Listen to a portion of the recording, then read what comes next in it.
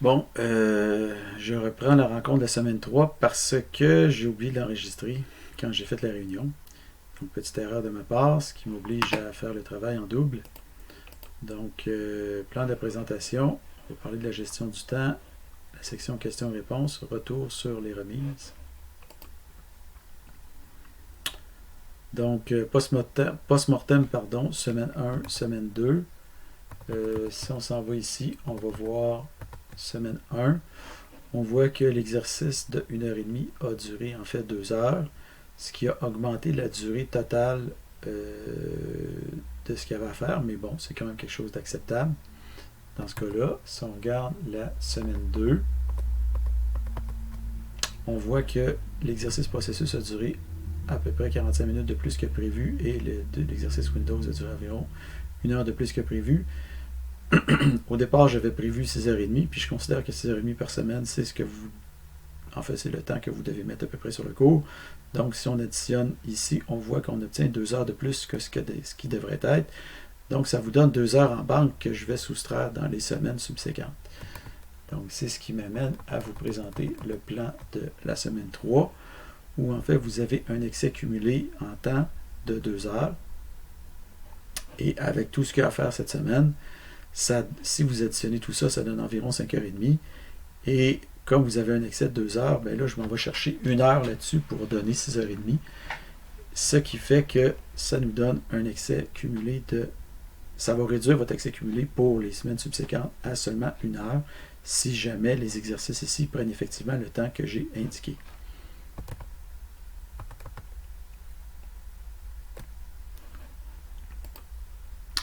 Aussi, c'est pour vous dire que dans Teams, il y a une section questions et réponses.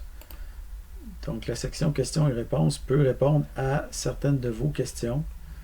Donc, si je m'en vais ici, que je réduis ça, alors vous avez ici la section questions et réponses. Donc,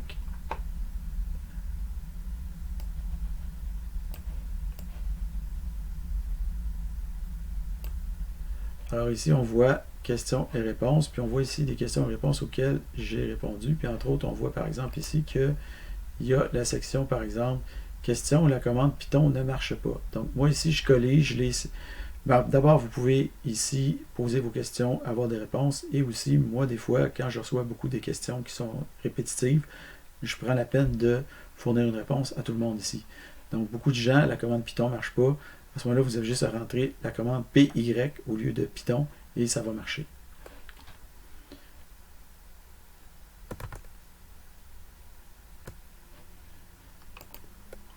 Alors, je remercie tout le monde d'indiquer leur temps. Tous les gens l'ont fait. Juste pour vous signaler qu'il ne faut pas inclure le bonus, le temps que vous prenez pour faire le bonus dans votre temps. Aussi, vous rappelez qu'il faut remplir la grille à la fin. Donc, c'est très utile pour moi pour savoir quelle partie vous avez fait, tout ça. Puis, ça permet aussi, vous, de vous pencher sur votre évaluation que vous faites sur votre retour, puis votre évaluation que vous faites sur l'activité que vous venez de terminer.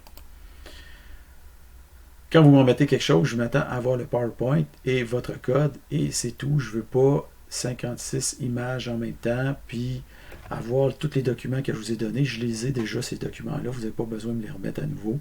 Donc, remettez-moi l'essentiel, c'est-à-dire le PowerPoint que vous devez remplir et les exercices que vous avez réalisés, le code. À propos des saisies, d'abord ici, l'aspect ratio, je m'attends à ce que vous conservez le plus possible l'aspect ratio ou les proportions de vos images. Donc, inutile de squeezer vos images comme ça ou de les squeezer comme ça. OK, moi je veux que vos images conservent l'aspect ratio, ça les rend plus lisibles. Autre chose, je m'attends que vos images ne débordent pas du cadre. Donc, quand les images sont comme ça ici et qui débordent du cadre, moi, ça ne fait pas mon affaire. Donc, je veux que votre image soit entièrement visible dans le cadre du PowerPoint. Au pire, vous la mettez en haut pour masquer le titre. Moi, ça ne me dérange pas si je ne vois pas le titre de l'image, de la diapo, c'est-à-dire. Okay. Autre chose aussi, vous n'êtes pas obligé de fitter dans l'encadré. Okay. Vous sortez de l'encadré. Moi, j'aime mieux que vous sortiez de l'encadré. Vous conservez le ratio de proportionnalité de votre image, mais vous sortez de l'encadré. Ça, c'est parfait pour moi. Donc, la seule chose à faire, c'est essayer de ne pas empiéter sur les saisies qui sont déjà fournies en guise d'exemple. Autre chose, remettez-moi pas une saisie d'écran complet comme ça avec un petit texte ici en haut. Ça, c'est pas ça que je veux. Moi, ce que je veux, c'est avoir votre commande ici avec la sortie en dessous uniquement. Je veux pas la grosse affaire comme ça. Okay? Aussi, si vous me remettez quelque chose avec le texte trop petit, moi, j'ai pas un œil bionique, je suis pas capable de lire ça. Donc, j'ai pas besoin, je veux pas utiliser de loupe pour vous lire. Donc, mettez-moi ça à une grosseur que je peux humainement lire qu'est-ce que vous me remettez. Des fois, vos chemins vont être trop longs dans ce que vous allez me remettre. Dans ce temps-là, il y a moyen de raccourcir, pour raccourcir la largeur de ce que vous voulez me remettre, soit que vous utilisez un dossier qui est plus proche de la racine, comme ça, ça vous fait des lignes de commande qui est moins longue. Ou une autre possibilité, c'est que vous pouvez aussi entrer une ligne de commande sur la ligne suivante en utilisant, par exemple, le chapeau, le backtick ou le backslash. Donc ça, le chapeau, ça fonctionne dans DOS, le backtick, ça fonctionne dans PowerShell, et le backslash, ça fonctionne dans Bash ou dans Python. Donc ça permet d'entrer la commande sur la ligne suivante, ce qui fait que ça ne vous fait pas une ligne de commande trop longue. Vous entrez la commande sur la ligne suivante, ça rend la ligne de commande moins large, donc c'est plus facile pour faire les saisies. Donc, je m'attends à ce que vous respectiez entièrement les commandes que je vous donne. Donc, si je vous dis d'effectuer telle commande, c'est parce qu'il faut que tu effectuer telle commande, comme ça apparaît dans le PowerPoint. Okay? Puis, mes résultats, je m'attends à ce que ça corresponde à ce que vous voyez dans mes saisies que je vous donne. Aussi, c'est important pour moi d'avoir votre commande puis la sortie. Je ne veux pas juste la sortie. Je veux la commande plus la sortie. Ça montre que vous savez quelle commande rentrer, puis que votre sortie correspond à la commande comme telle. Donc, votre script fonctionne correctement. Donc, si vous mettez juste la sortie comme ça, moi, je ne sais pas comment vous avez obtenu cette sortie-là. Est-ce que vous avez créé vos dossiers puis vos fichiers dans l'explorateur Windows, puis après ça, vous avez fait la commande tree. Peut-être que vous avez fait ça. Ça ne m'explique pas si votre script a fait le travail. Donc, moi, j'ai besoin de voir votre script et de voir ensuite de ça s'afficher l'arborescence, ce qui vous donne une idée que c'est effectivement ce que vous avez fait. Donc, si jamais il y a plusieurs commandes à effectuer, je veux avoir toutes les commandes avec toutes les sorties. Et si jamais à la fin de la commande, il y a un prompt avec aucune commande dessus, je veux aussi que le prompt s'affiche dans votre sortie avec aucune commande. Ça me dit que votre commande, il y a juste ça qui s'est affiché comme sortie. Concernant l'archivage, je veux que vous utilisiez 7-zip et non pas zip. Okay. Si jamais il y en a qui veulent utiliser WinRAR, je pense que ça fonctionne aussi. Donc 7-zip, quand vous zippez, ça permet de faire en sorte que vous n'aurez pas ici les problèmes d'accent que je rencontre quand vous utilisez zip. Okay. Donc, s'il vous plaît, utilisez 7-zip. Autre chose, quand vous me remettez un dossier, remettez-moi pas un zip dans un zip. Okay? Puis aussi, remettez-moi pas une hiérarchie de dossiers trop profonde. Donc, idéalement, vous me remettez une hiérarchie où est-ce qu'il n'y a même pas de sous-dossier, tout est au même niveau. Ou alors, vous avez un sous-dossier qui contient votre code et vous avez votre PowerPoint, après ça, qui est au niveau supérieur, pas au niveau de votre code. Donc, double archivage, j'en veux pas. Concernant les tabulations et les espaces, donc les caractères de tabulation puis d'espace, en fait, sont des caractères blancs, ce qui veut dire qu'on ne les voit pas quand vous codez.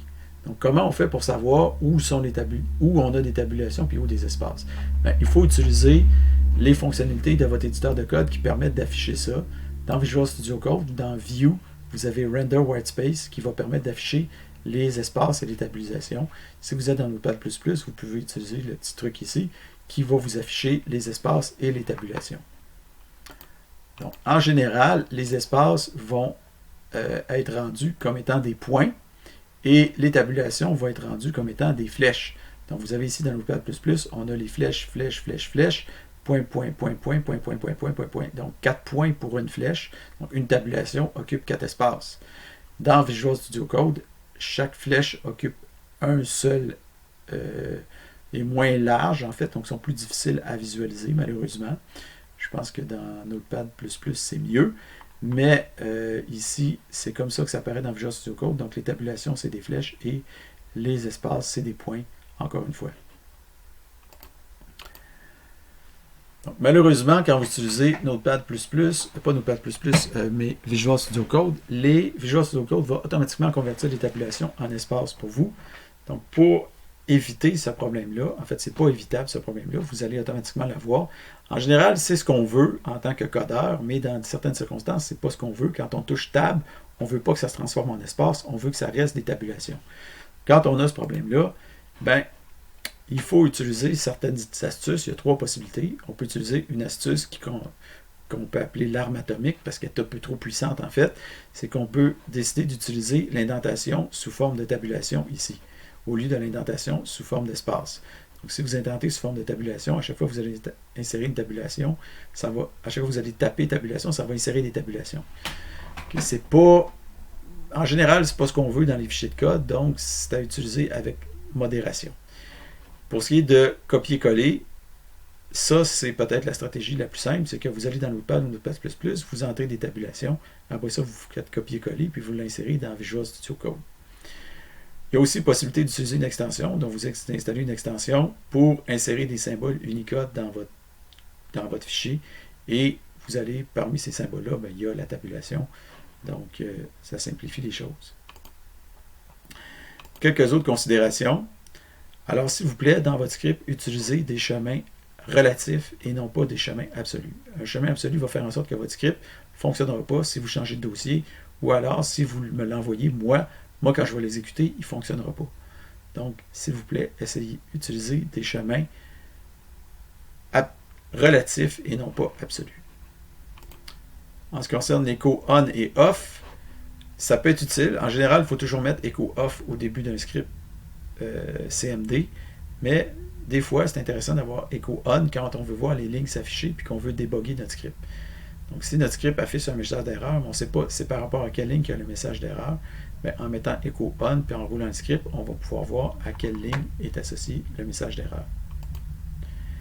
Si vous voulez supprimer une arborescence, c'est inutile de faire quelque chose de très complexe. Vous avez juste à utiliser la commande rnd.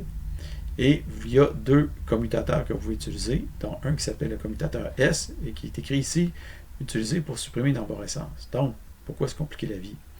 Sauf que si vous l'utilisez comme ça, le script va vous demander confirmation. Donc, plutôt que de demander confirmation, on peut utiliser le mode quiet /q qui, lui, ne demandera pas confirmation. Donc là, vous allez avoir exactement ce que vous voulez. Vous supprimez une arborescence sans confirmation. En passant, ça c'est un message plus qui s'applique à Prog3. Si vous avez des problèmes, des fois avec Console+, ben, l'idéal, c'est de faire une mise à jour du package NuGet dans votre solution pour régler le problème. Souvent, ça va régler le problème. Donc, c'est pas mal ce dont je voulais vous parler.